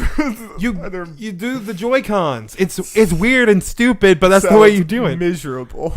Like the Mario thing, okay, fine. It's just a little mini game snippet thing. That's fine. The Zelda thing's just kind of weird, and I don't know why you'd want to do it beyond just seeing how it is. Like you couldn't even really do motion. Like, you know those shrines where you got to do the whole moving the thing, the ball doing it. You got to do that on your head. Yeah. There's going to be someone on Twitch who plays the entire game in VR. Props to them. They have strong arms. Yeah, by the end, they're just like swole. Yeah, I can't imagine. Yeah. Yeah, and then obviously, the way Zelda already runs at 30 frames, so. It's going to be nothing special. It's probably not. But honestly, if the Pokemon Snap things happen, that's kind of... I want to get it, but I kind of just want it to happen. That'll also be dumb and nothing special, but everyone will love it anyway. Exactly. Pokemon Snap is a simple thing. You're going around, moving around, Pokemon Snap is dumb and nothing special, but everyone loves it anyway. Yeah, exactly. So. You could easily do that with this and make people... there are plenty of people that, they announce that for Sword and Shield and make it somewhat substantial in a way, even... not too not a full game thing, but just kind of its own little thing. Jeff, should everyone go ahead and lock that in? Should they just go ahead and expect that? Can you give them your Jeff Mayo guarantee that Pokemon Snap? The only thing holding you back is then the Pokemon Company has to make it, and they're not Nintendo. If it was Nintendo had full control, 100%. Yeah, I think. But Pokemon Country kind of puts a little wrench into it. If I'm Nintendo, I'm like, I'll make this for you. Or at the very least, Pokemon there. Or at the very least, because people have been demanding it. Maybe they're starting working on it. Make it its own Pokemon Snap little game. Make it like a $10 Pokemon Snap little thing that's compatible with it. Yeah. Or make Pokemon Snap just in general and make it compatible with the camera VR thing. Yeah. Nintendo, do this. It'll print money. Listen to him. He's available. You can hire him to lead your Pokemon Snap VR division. Yep, it's a whole division. No, this is kind of cool. Yeah, like you said, I don't expect this to be anything special or anything. Like, the Mario thing will probably be that people are focusing on Zelda playing full in VR. I imagine the Mario thing will be the cooler thing in the end because it is made for it. Yeah. Even that will be a small little thing. The Switch thing, the Zelda thing sounds terrible because they're slapping this again, janky VR. That sounds... To me, that sounds like if I had access to it, it'd be a thing I'd throw in like 10 minutes and never touch it again. Yeah. It's kind of the same way I feel about Skyrim VR, but yeah, that's a bigger thing. Yeah. Okay, moving on. We have some exciting stuff. We do, Jeff. Some leaks. Some hot leaks. Okay, so... I got two articles here that aren't technically connected, but they are. I'm just probably going to go through and read the whole thing. Think that's a good idea, Darby? Sure, go ahead. Okay, both these things come from Sal Romano from Gamatsu. I'll say when the article. Thanks, Sal. Yeah. Atlas has launched a new teaser website at p5s.jp, teasing one more information for release on April 25th. So obviously the P5S, Persona 5S. The source code of the website features the following hidden calling card. April 25th, 2019, we will show you a new Phantom Thieves that will turn the world's cognition on its head. We are energized by the voices that seek satisfaction. Once again, we will take your heart at the Ryogoku Kokugikan from the Phantom Thieves. April 25th is the second day of the Persona Super Live Peace Sound Street 2019. Welcome to Number Q Theater concert at the that's the name Ryogoku Kokugikan in Tokyo. So, yeah. So I guess also I can throw this information here. Yeah, it's like second day. Persona 5R is supposed to be the first day on April 21st, the day before this thing's supposed to be happening. Okay. So, and here's the other article. Best Buy's internal Core Blue system has listed The Legend of Zelda, A Link to the Past, Metroid Prime Trilogy, and Persona 5 for Switch. This was an interesting thing to follow as it was happening, Darby. News first broke when Twitter user Mystic Distance posted an Imgur link of screenshots taken from Persona 5 Nintendo Switch listing at Best Buy's Core Blue system. Twitter user Wario64, who regularly tweets video game related deals, was able to confirm the listing is in the Core Blue system. Yeah, Wario64 had a friend that was able to verify and multiple people have since. Wario64 very trustworthy. Oh yeah, Wario64 soon followed up with updates revealing that both Metroid Prime Trilogy and The Legend of Zelda: A Link to the Past are listed. The SKUs for all the titles are within close range of each other, only being a few numbers off, meaning that they were likely all added to the system one after the other. One of the in-between SKUs is Dragon Quest XI: Echoes of an Elusive Age S Definitive Edition. Yeah, it's worth noting that the P5S Dragon Quest, like the Switch version of Dragon Quest, uses that same S. Yeah. So different companies. Yes, different companies, but it's just really pointing out. we'll start with the Persona 5 just announcement. I get the Persona 5S thing. Mm-hmm. Obviously, your mind goes, this is Switch potential, or a lot of people thought. Some people were questionable. Like Barry Courtney from Kind of Funny was like, it's probably most likely going to be Persona 5 Stadium for the fighting game. I don't know why they just want to do Persona 5 Arena then, but yeah, but he changed his tune after this Best Buy thing. But is he actually believing though? He's actually believing because there's evidence now. It seems. But the Persona 5S thing, I think. Now, something Barry Courtney kept on bringing it up, that I'm not really sure is true. We were talking about their deal with Sony. I don't know if Persona 5 actually has a deal with Sony. It was just, I don't know if it was that or just one of those things of JRPG going on PS4 only makes sense, especially I at the don't time. think people know. I mean, there's too much indecision. I feel like if that was public knowledge... Yeah, that was a lot of Baron and some other people's If that was public arguments. knowledge, we would not be having these many conversations. Yeah. Like, there's important people who just don't know. And other people kept on saying it, and like saying it like it was the for sure thing. It's like, is it? I know it's exclusive, but think about when Persona 5 was announced and developed. What else would make sense? I mean, you can say Xbox, but why? And, I mean, it would be weird... I mean, like, I guess it wouldn't be completely... Wii U would have been the system at the time. Well, I don't think it would be a completely negating factor, but I mean, Joker going to Smash Bros. Is also weird. Yeah, the argument there is Persona 5 is a PS5. Is Q2. Persona... Yeah, I mean, yeah. But, okay, so let's go to the Best Buy listings. The first thing, obviously, people saw were Persona 5. That came out like, okay, this makes sense. Shoot. And yeah, that's when people like, okay, Persona 5S has to be it, and if it's not, I feel sorry for Atlas. yeah, for whatever it is gonna be. And then the Metroid Prime trilogy was also kind of like, okay, I mean that makes sense. And the thing that making people confused / kind of maybe questioning this, all this stuff like actually being legit things, somewhat, is Legend of Zelda: Link to the Past. Yeah. That's like, is that for the Switch? Is that like another remake? Are we doing Link's Awakening and Link to the Past? That seems strange. So yeah, there are multiple different ways that people have jumped to. One being a remake of A Link to the Past, which would be weird because we're getting Link's Awakening this year. Yeah. Another thing people were talking about is it maybe a digital version, the SNES version you can get on Switch? Yeah. Which would also kind of be weird. Yeah. Because they're doing all the old games on the Nintendo Switch Online, and they promise SNES games, but if they sold those separately, that'd be a whole different thing. It's kind of weird. Yeah, they've said the SNES games are coming to that, right? Yeah. Have they said that, or we just assume that? They did say it, but then they kind of never mentioned it since. Kind of took back on that, it sounds like. But that's a whole different thing. And then people are like, is this kind of a mistake with the titling? Is this actually the thing for Cadence of Hyrule? That'd be weird.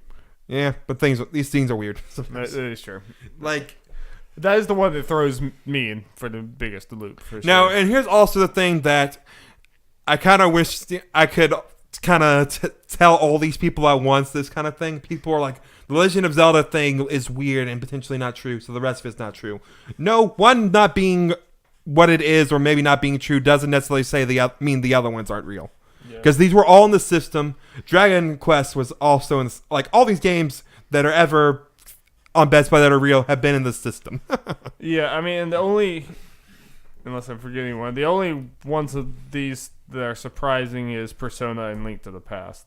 Like, we pretty much know Metroid Prime trilogy. I mean, even Persona's not surprising. I mean, just that we have pretty much gotten confirmation about Metroid Prime. Kind of, I mean, like, not really. We have gotten so many different people saying that that's coming. Yeah, I mean, not confirmation. I mean, not really any different than Persona 5, though. I think it's different. We haven't seen we've seen people say like Persona 5 makes sense to come to the Switch, but we've got to an insider thing. But as far as official confirmation, Persona 5 and Metroid Prime trilogy aren't any different. No, but I'm saying we've even got like, I haven't seen a real like real someone from the inside, and maybe I'm just missing it, but until this I haven't seen someone say like, I know people on the inside and Persona 5 Switch is coming. It's just like, this makes sense to come. Yeah, I think the most we've forgotten really is people who have quote unquote leaked Joker kind of have it on there. And Metroid Prime trilogy has absolutely gotten people on the inside. Yeah. Imran Khan and a lot of other people saying like, this is coming. Yeah. Like, Like, I would be absolutely shocked if Metroid Prime Trilogy does not come. Yeah. I would be surprised. I think kind of with this, we're talking about different things in a way. Yeah, I mean, neither of them have been officially said. But I'm Yeah. just saying, like, yeah. I think as far as the points we're making, they kind of were in line, but not, whatever. We got the points, yeah. Anyway. We're both right in this. What I'm just saying is a lot of these make sense. It's just the only two that are like, like Metroid Prime Trilogy being on here is not surprising at all. Well, I mean, again, Persona, if S is what we think it is, makes sense it's on here too, because that's about to be in-house. Yeah. Oh, by the way, I don't think it's on here. All these have been pulled, obviously, already. Because Nintendo's probably like, two things were possible. Nintendo or Atlas or someone like, hey, pull this shit off. People have seen it. Or these things were actually not real and they do it. I'm thinking the former is probably more that. I agree. So, yeah. So at this point, I'm like. So are you expecting S to be that? Or do you think independently S is going to be something else and this will be announced also? I think it's going to. I really do think S is going to be it. I mean. And I guess, does this mean that the Royal is not going to the Switch version? Like that's the different thing. Because the Royal kind of tied in with what Barrett said about the PlayStation deal thing. Maybe a way to get out of it, if that actually is a thing. I'm not convinced it is. Is the deluxe edition per se is PS4 exclusive, but Switch gets the normal edition. Yeah. So, and I mean, maybe Switch gets it down the line, but like. Yeah, did the Royal, everything we've seen about the Royal has had PlayStation branding on it. Did it have that just because that's the only version announced so far, or did it have that because that's the only version it's going to? It's Because like they obviously weren't going to slap Switch on there when it's not. I feel like if S is the S is Switch version, yeah. And I mean, if S and R are two different things in their announcements. I mean, as far as we know, and this is me just spitballing. They could have S could have all the additional content, but it could It seems weird to announce them separately. Though it just seems like Alice has been weird with this whole thing. The whole thing's we weird. can't use common sense here, Darby. This is very true. S and R could be the same thing. We sound like Mad Men. Yeah, S and R. S could have all the. At least most of the extra stuff from R, but it could have a couple Switch-specific things. Maybe play as Mario. I mean, or Mario skins. Mario's a Phantom Thief. Maybe we're thinking wrong and asking extra. I don't know, man. Who knows? I just feel like it's likely S is the Switch version. We'll know in a few weeks. Yeah, or at least we'll know whether or not S is. And if S is something else, who knows? I pray for Atlas. People are not going to be happy, especially Persona cooking game. I feel like it's either going to be the Switch version or a fighting game. It's got to be one of those. I mean, I'll play. Or honestly, I'm more likely to play the fighting game, but but I'll be more happy for other people for the Switch game. Yeah, so let's move on, Darby. There's a lot there, and we will obviously talk about this stuff as stuff is announced in a couple weeks. Stuff. Oh yeah, I just remembered something, Darby. Something we need to talk about. Maybe we need to talk about it right now and get out of the way. Okay. Open meeting right now. Everyone, welcome to Darby. Do you know what's happening next Saturday? The day before Game of Thrones. The Star Wars Jedi Fallen Order reveal event. Do we want to do something for that? Maybe. Okay. Yeah, we still don't know. Like, we need to know. If it's an all-day thing, no.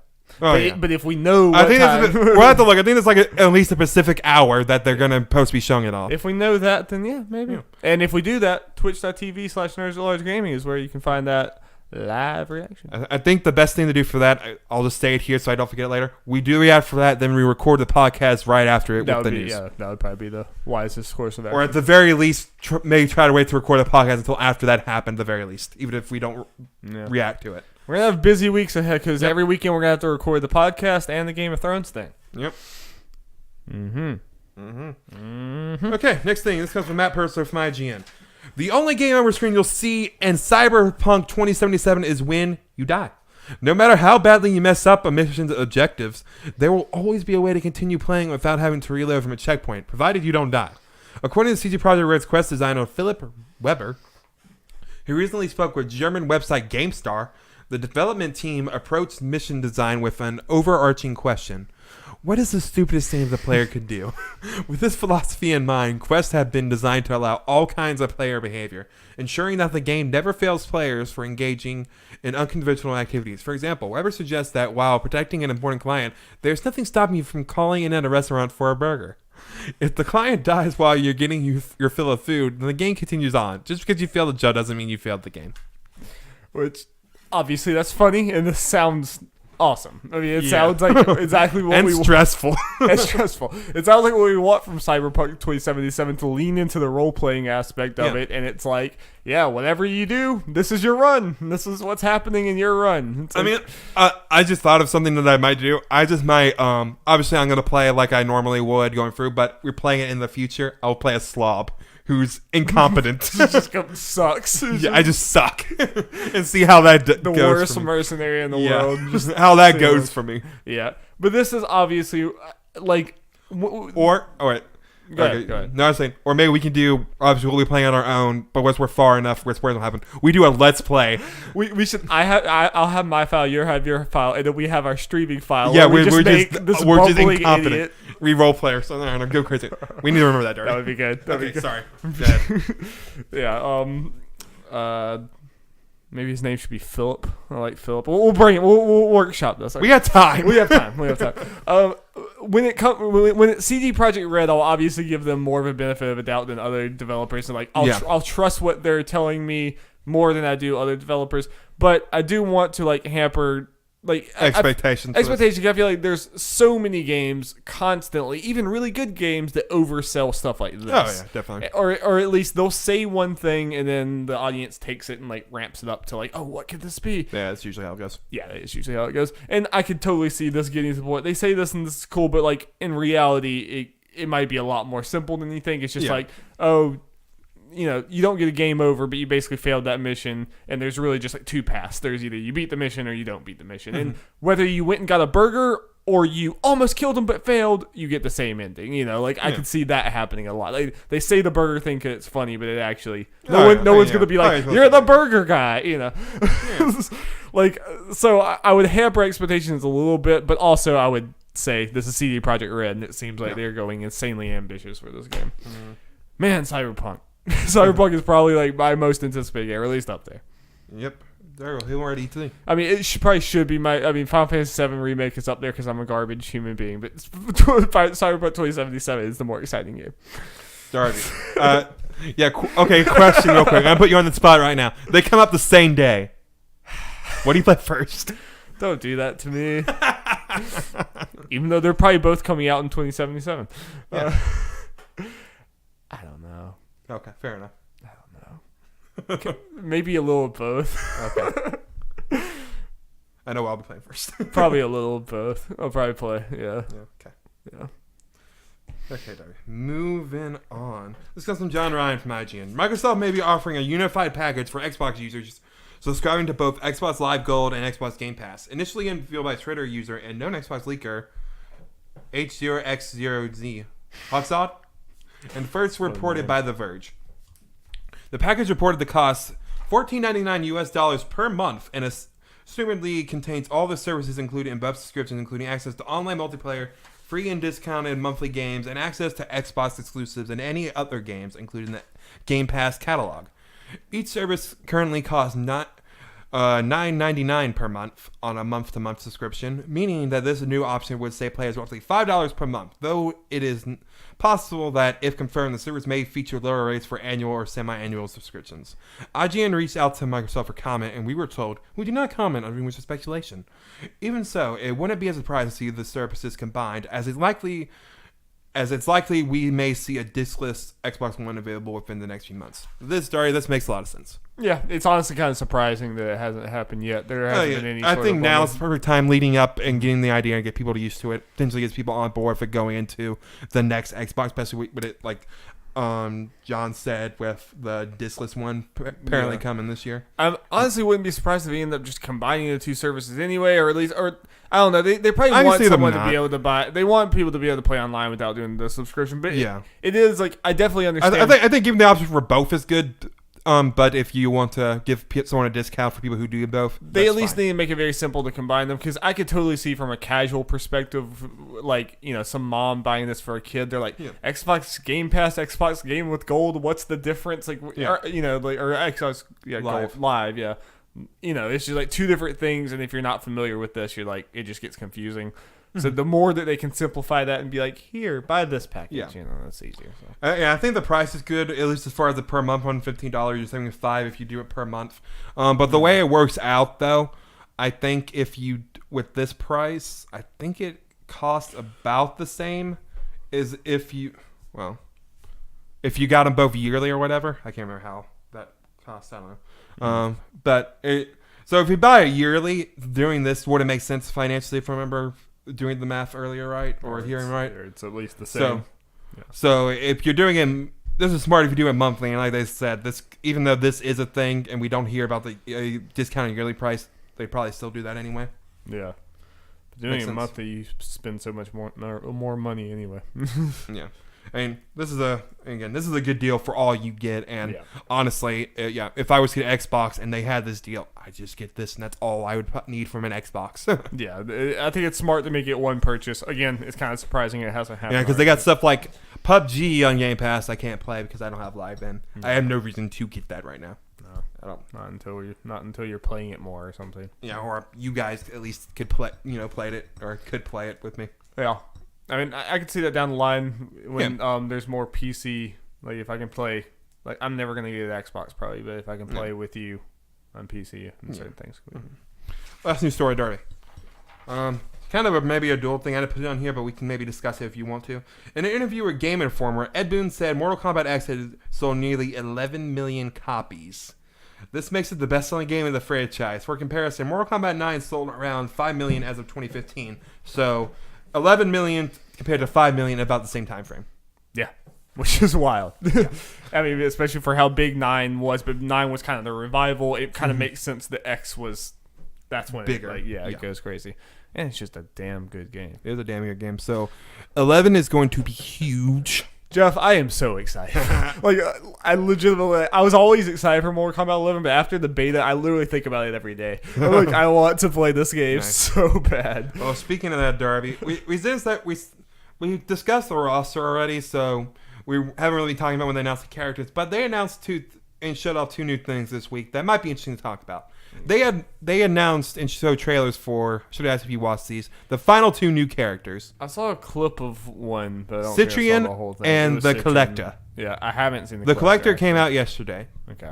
I guess we talk about Citrian first. Yeah, I should have looked at I haven't looked at much Mortal Kombat stuff. I just want the game. Yeah. I should have though. I'm more curious about those since they're brand new characters. Yeah.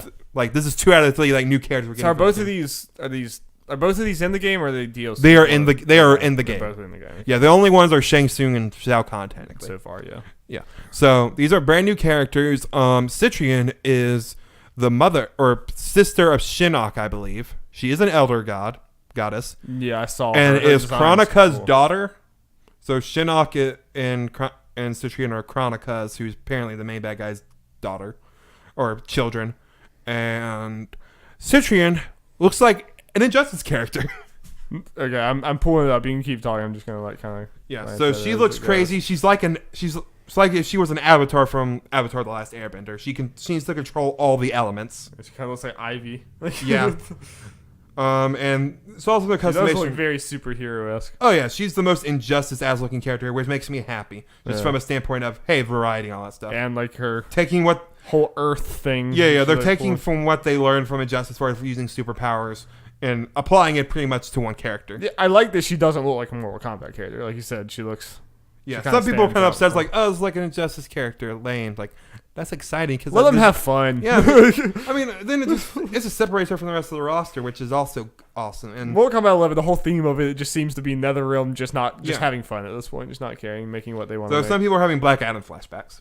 With some so she looks crazy. Her fatality is a little over the top, obviously.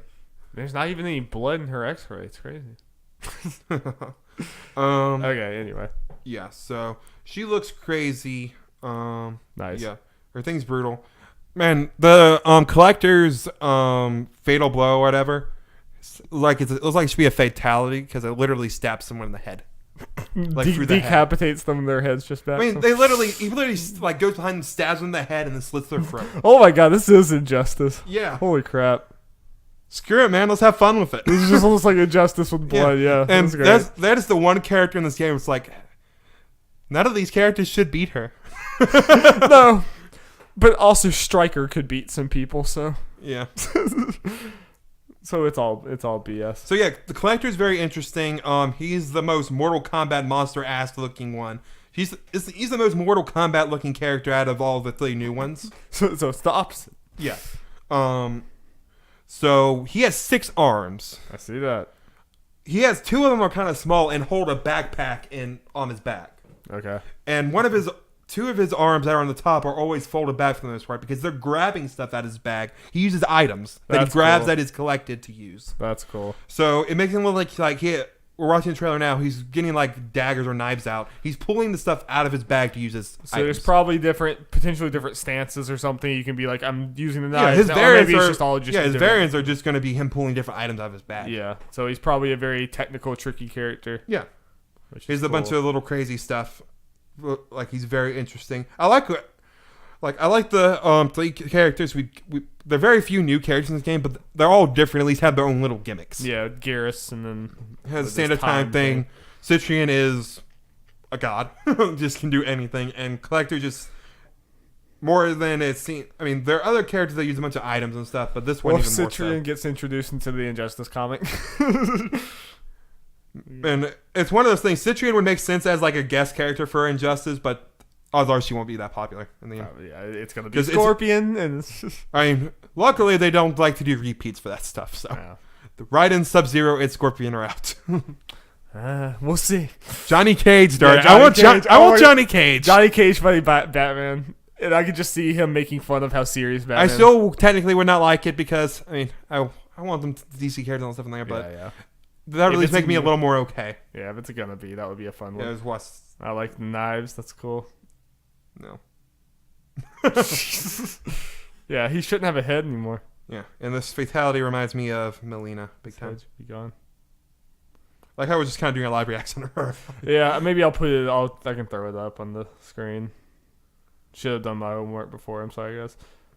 They just put it in his backpack. Puts all the organs and stuff and the head in the back. That's nice. That's awesome.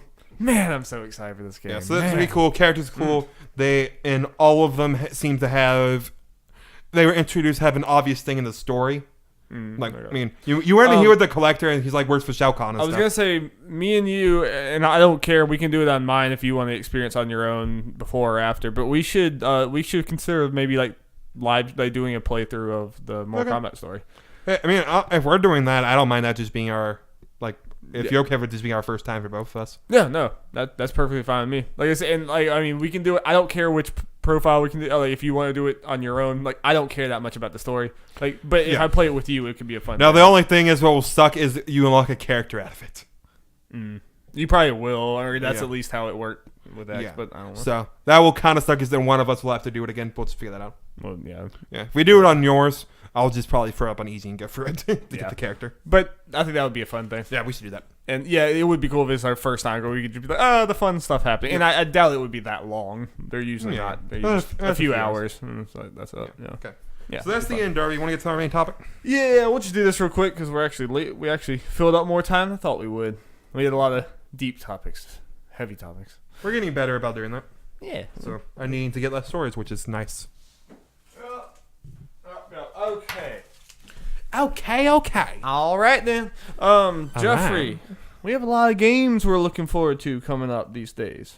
Yep. Some would say too many. Some would say too many. Welcome to the gaming industry now. We did this a few months back, but a lot of those games have come out, and some of your opinions might have changed because of new games they're announced. We're going to have little Jeff Mayo over here rank his hype for a bunch of upcoming games. These are not all of the games that we're looking forward to, but these are just kind of the biggest ones that I threw together in a list.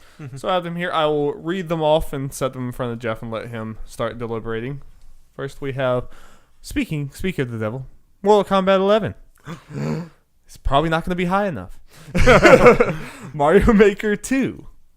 Do that, Mario. Crash Team Racing. Judgment. Apparently still coming. Still coming on that day. Still coming I summer. think there was an interview and they said they already got the guy and doing all that stuff. So I mean, I would hope so. It's only a few months away. Fire Emblem Three Houses. Control. Astral Chain, which Game Informer had chains. I'm pretty sure it's just the singular chain. But Trover Saves the Universe. I was searching towards the end there. Probably could have gotten a better one. Pokemon Sword and Shield. And we are also pretty much just doing games that we kind of know are 2019. are coming out. Yeah. Link's Awakening Remake. There's probably some in here that probably significant. Yeah, it's our podcast. We can do what we want. Dreams. And Psychonauts 2. I'm very interested to see that one. Yeah. And Jeff's got to come to terms with where he feels about the Psychonauts franchise. Now, I wish we'd seen more than Digimon's Divide. That'd be a good one to put in here, but we haven't seen anything. I haven't seen really enough. It's kind of. That's the one with the really cool art style, right? The one, the strategy RPG, the one. Yeah, with it was in my number 3 for top. Like half visual novel, half I'm excited for that one. Yeah, that one looks cool. Okay, so let's see. Cool How many games game. do we have? 1, 2, 3, 4, 5, 6, 7, 8, 9, 10, 11, 12. I'm sure Saving Using Race is going to be number 1. I mean, Yes. Man. Where is it easier for you to nail down from? Is it easier to start at the bottom or start at the top? It's up to you. Okay, well, I don't know if this is going to be my number 1 necessarily. We'll have to decide. Fire Emblem's going to be near the top, obviously. Obviously. It's not the top. Yeah, you can narrow it down. You know what's close to. Yeah. And I want this to kind of be just whatever you feel in your heart at the moment. Don't think about it too much. Feel the heart at the moment. Don't think about it too much. Yeah, so I'm going to put Trover near the bottom. I'm very interested. I'm probably going to get this game at release soon after. I mean, you're interested in all these games. That's I included them because you were interested. Yeah. There's none of these games you're not interested in. But absolutely, it's not the most exciting thing. It probably is one of the out of all these games, this has the most potential to not be so great. I can definitely see that. Let's see here.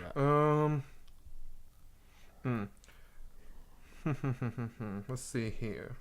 Got some very different games here. Got some very different games, Darby. Got some very different games. Let's see. I'm going to put Astral Chain right above Trover. Not surprising. So these two will probably be the bottom. Yeah, you're talking about how you might not even be getting it. I'm more interested in general. Like, I feel like I would like Astral Chain probably more than Trover. Unless Trover just ended up being really just bad. Yeah. Or Trover just being really funny and the game was actually pretty really solid. Good. I meant really good. Yeah. Astral Chain's honestly the one out of this list I'm probably most likely to not play. Yeah. Unfortunately, just because of a timing thing. And it's a full $60 game, I think. Yes, right? it is. Yeah. It is 100%. Yeah. And yeah. Okay, I'm going to put Crash Team Racing right above Astral Chain. I'm looking forward to this game, but it is... It's a fun party game. It's a fun party game. So not a lot of passion behind that. Yeah, not a lot of passion. It will be a lot of fun, though. Jeff doesn't have the nostalgia for it. It's just we know it's... I do have some nostalgia, but yeah, obviously not as much as the Mario Kart and a lot of other things. Yeah. To play it, I am going to have fun with it. I'm going to have fun with that adventure mode. Yeah. I'm excited to play it. I'm excited for you to get okay. Yeah, I mean... Yeah. Let's see here. This one things get crazy, Darby. Let's break it down.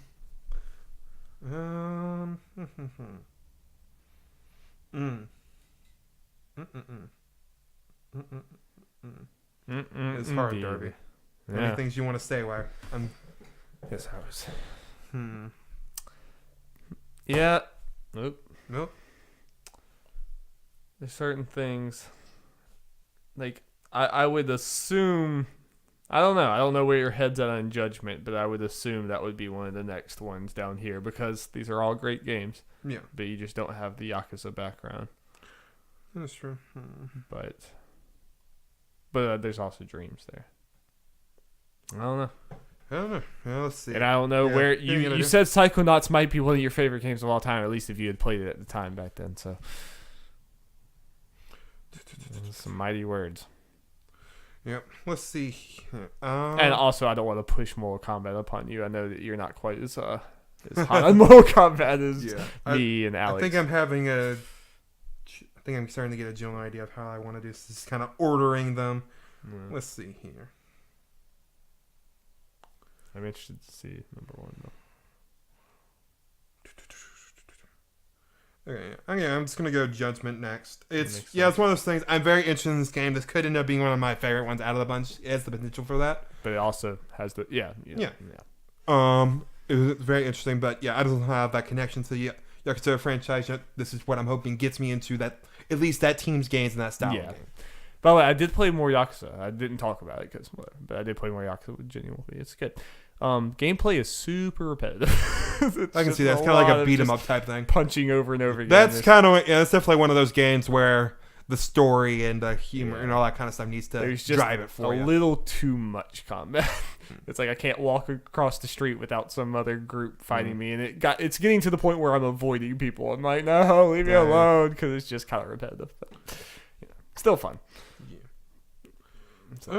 So right now, like, why do you think? I'll say from the bottom we have Trover Saves the Universe at the bottom, then Astral Chain, Crash Team Racing, Judgment, and Fire Emblem 3 Houses somewhere up way at the top. Let's see here.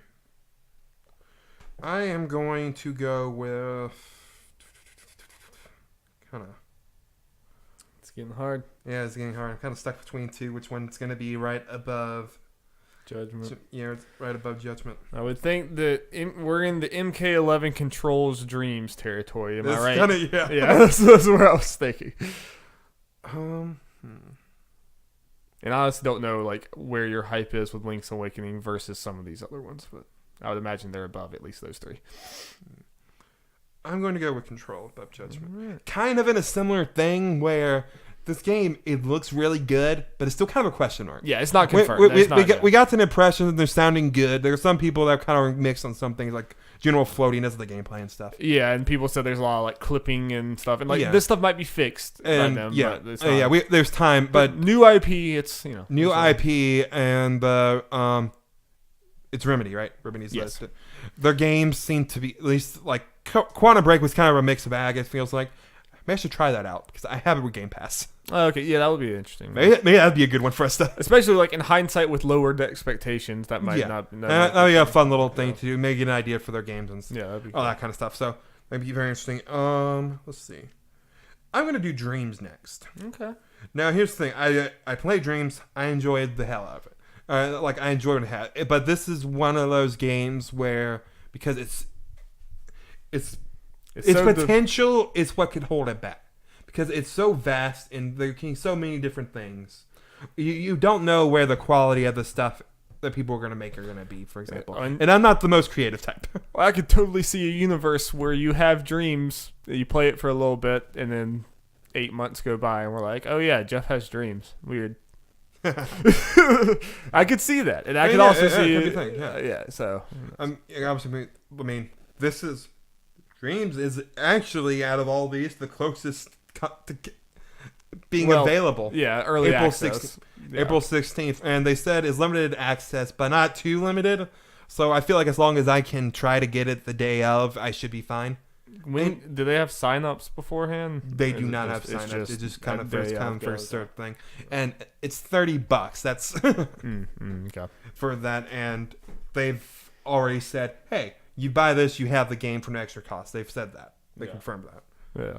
Like I said, Mortal Kombat 11 is next. Yeah. I'm happy with how high Mortal Kombat got in this. So. Yeah, it's just a lot of this stuff is more of a question mark. Yeah. I know how I'm going to enjoy Mortal Kombat. You know what Mortal Kombat 11 is going to be. Yeah. It just depends how insane is the story going to be. Now this is where it gets interesting. The Mortal Kombat 11 story has no bearing over my purchase. I mean, they could strip it out of the game and I'd be like, that sucks. Still buying it. So. Yeah. Okay. I think next I'm gonna go Link's Awakening. Okay. Because I'm very excited. Obviously, I am a huge Zelda fan, but I do not have the nostalgia for Link's Awakening. It was one of those games that was kind of partly before my time and not the easiest to get a hold of and all that kind of stuff. You hear people talk about it, but it wasn't. I don't feel like I've heard it as like a mainstay as like the top Zelda games. It wasn't as. No, it's kind of a fan favorite for people. You know, it's one of those that certain people love. Yeah, but I am loving what I'm seeing. Yeah, for both of us, this will be our first time experiencing this game, which is cool, but it also takes away from the hype that we feel 7 months out potentially. you know, like Yeah. But I'm gonna be getting this game. I'm going to play it, and I'll be surprised if I don't love it. All right, these next 4, I'm interested to see what order. Pokemon Sword Shield. All right, Psychonauts is above. Psychonauts and Mario Maker are both above Pokemon. Yeah, I mean, I don't think it's the most surprising thing because I've aired my grievances about, obviously, let's go in just general direction Pokemon Company has gone. I've always enjoyed / loved the games, but they could do more to make it better and make it more interesting. This is a very safe direction, which from what we've seen so far, yeah, I'm sure, yeah. but it looks safe, and it will be. Very safe. And while there is some evolution with graphics and all that kind of stuff, but yeah, nothing too crazy. Yeah, but I'm obviously going to enjoy the hell out of it and hoping we can do a Nuzlocke for it. Now this is where it gets interesting, so I'm just going to take Fire Emblem out just real quick. Yeah, so we can while you do that, I'll list down. We have, like, now going from top bottom: Pokemon Sword and Shield, Link's Awakening, Mortal Kombat 11, Dreams, Control, Judgment, Crash Team Racing, Astral Chain, and Trover Saves the Universe.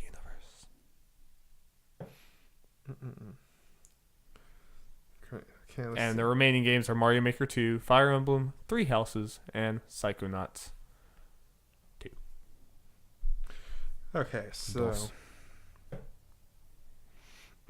this is hard, Darby. Yeah, that is rough. These are probably some high quality games. Yeah, I know what my order would be.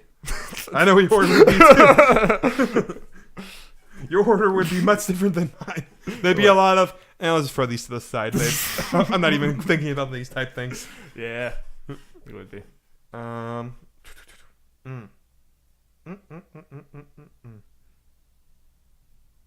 truth.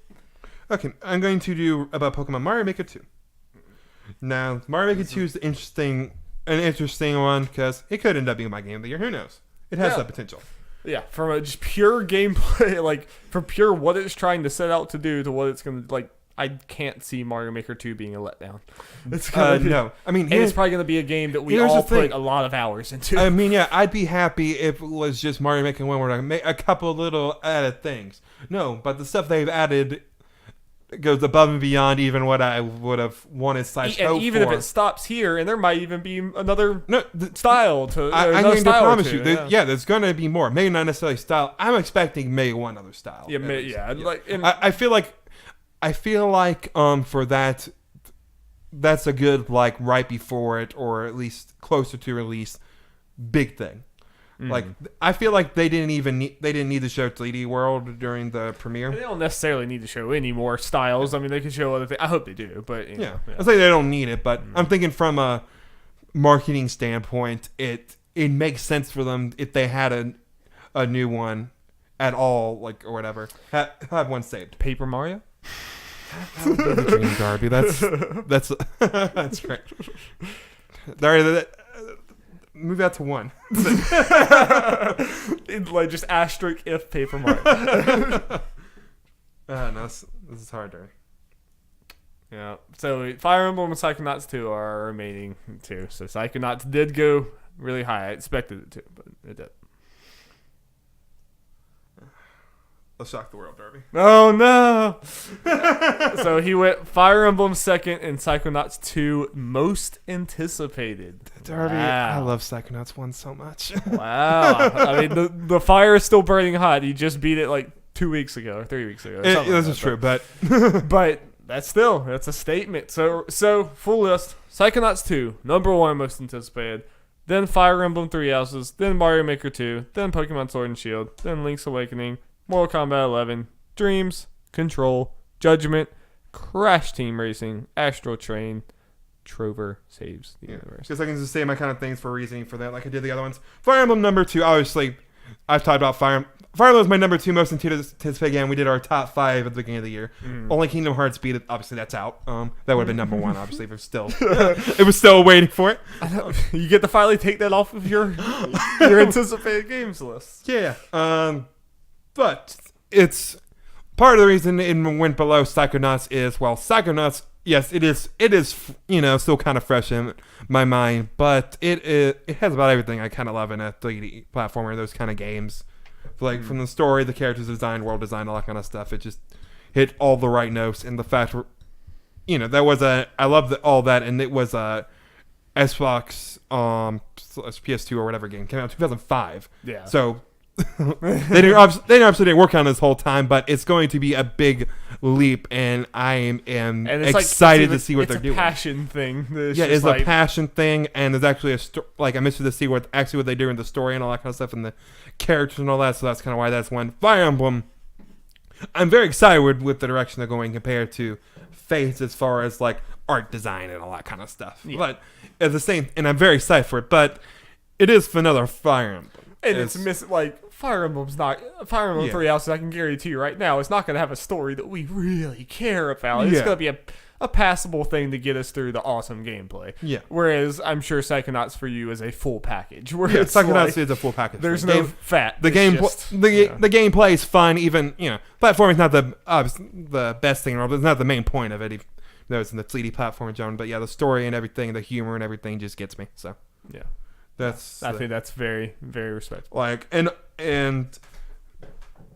out of all these games, these are the top. These are the top that are most likely to be Game of the Year contenders for me personally. And absolutely. I'm just gonna say this again. I played Psychonauts not that long ago. Psychonauts 2, if they nail it, are the most likely out of this list in my beliefs.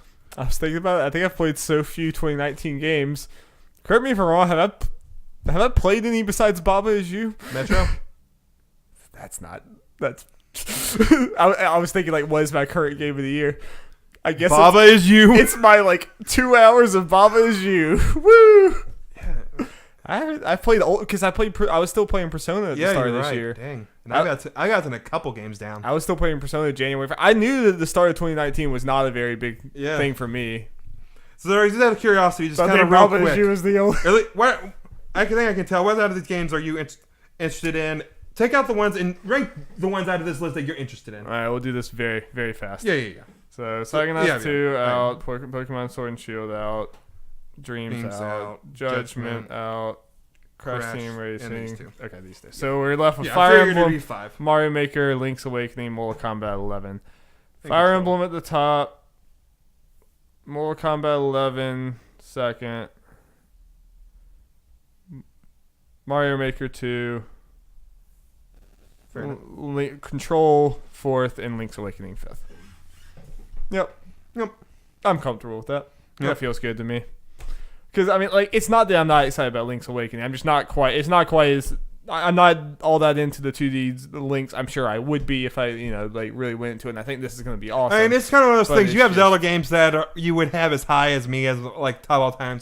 But I'm a generally bigger fan as Zelda and Mario as a whole. 100%. 100%. Yeah. I have, Breath of the Wild and I love Ocarina and stuff like that. But I wouldn't call myself, a Zelda aficionado, Yeah.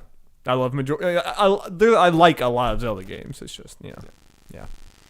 It's like you release a new Zelda game, I'm interested in instantly. Right, and to me, it's kind of I want to look at it. Yeah. I want to take a look. Yep. And I'd never even played a Link Between Worlds. So good. I need to. I really want to. It's not that I'm against playing it. It's just, I had to pull out a DS. This is true. Well. Put it on Switch. Put it on Switch. Cowards! Do it, Reggie. I know you're not there anymore. Well, he's not gone yet, is he? He leaves in a week. All right, dude. Mother 3 and Darby. It's the final thing before we go. Speaking of the Reggie thing, there are rumors of a Nintendo Direct this month. So people a normal one, not just a Smash normal, Direct? Probably smaller one, because people are especially with all this stuff going on, the whole Best Buy thing. People and they gotta talk about Mario Maker 2 at some point more of that. Point before E3 and that kind of stuff. Persona could be at its own thing. Obviously, it would be at this if there is going to be something. Yeah. But they gotta show off Joker. There's enough stuff they can do a smaller Direct. So people are kind of thinking / hoping maybe one last Direct before Reggie retires. Reggie hosts. That'd be cool. That's the dream, Darby. That would be a dream. All right, thank you guys so much. Make sure to check out Respawn Aim Fire on that podcast feed. Should be going up sometime around this one. Stay tuned for our Game of Thrones ones. And me and Jeff are about to play just a random hodgepodge of Xbox Game Pass games. So you can find that. You can find the VOD for that on our YouTube channel or twitch.tv/nerdsrgaming. Should be fun. If you've been if you have Game Pass but you don't have time to play all these games, you just see all these dumb games. You're like, this could be some dumb fun, but I don't know which ones are going to be dumb fun, which ones are just going to be dumb. Let us figure that out for you. All right. Thank you, guys. Thank you. Bye.